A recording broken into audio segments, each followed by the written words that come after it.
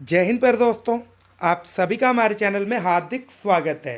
तो दोस्तों, आज की वीडियो में हम बात करेंगे हिमाचल प्रदेश पंचायत सचिव भर्ती के बारे में।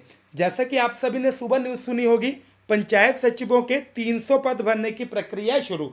लेकिन दोस्तों, ये आपको न्यूज़ भ्रमित भी कर सकती है। मैं आपको बता दूं, ऐसा नहीं है कि इसके एप्लीकेशन फॉर्म भरना स्टार्ट हो गए हैं।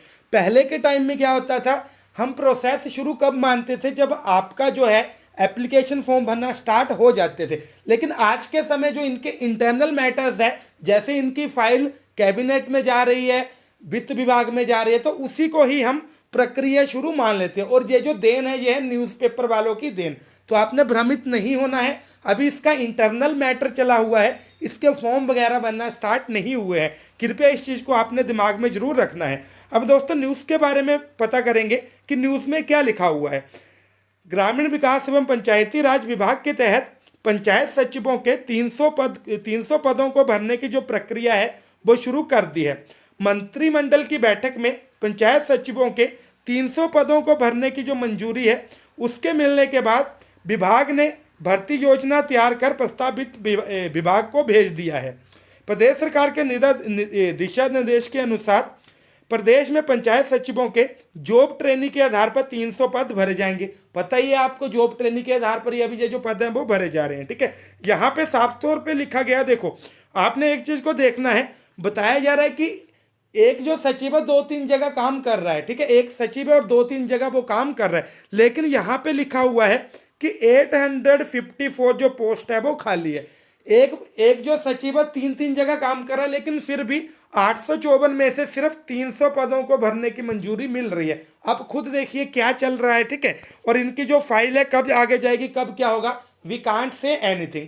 लेकिन दोस्तों, फिर भी प्रेपरेशन आपने अभी से स्टार्ट कर लेनी है। ठीक है, इस चीज़ को आपने दिमाग में पहले से ही बिठा लेना है। ठीक है, अब ये तो हो गई हमारी मोटी मोटी बात कि किस तरह से आपकी जो भर्ती प्रक्रिया कौन से लेवल पे स्टार्ट हो चुकी है। अभी इनका इंटरनल जो मैटर है वो चला हुआ है। ठीक है, अब दूसरी अगर हम बात करें तो यहाँ पे सबसे बड़ी चीज़ आती है कि इसमें आपकी क्वालिफिकेशन क्या रहेगी, आपकी एज लिमिट क्या रहेगी। ठीक है, तो मैं आपको बता दूं, ये जो आपकी सचिव वाली भर्ती है, इसको कौन अप्लाई कर सकते हैं, जो ग्रेजुएट है। ठीक है, अगर आप ग्रेजुएट है तो आप इस भर्ती के लिए अप्लाई कर सकते हैं।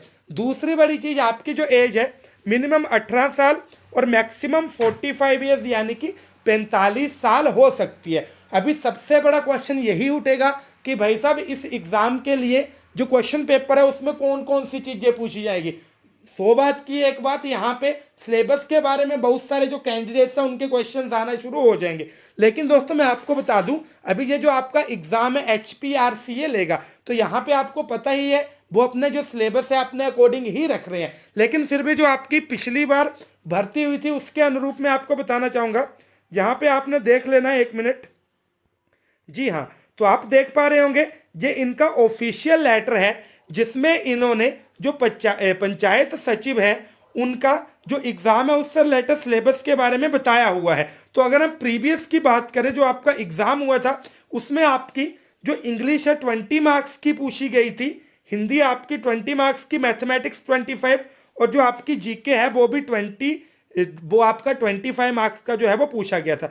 यहाँ पे आपके जो टोटल मार्क्स हैं वो बताया जा रहा था कि 85 रहेंगे। ठीक है, यहाँ पे सिलेबस का जो लेवल है वो भी बताया जा रहा है।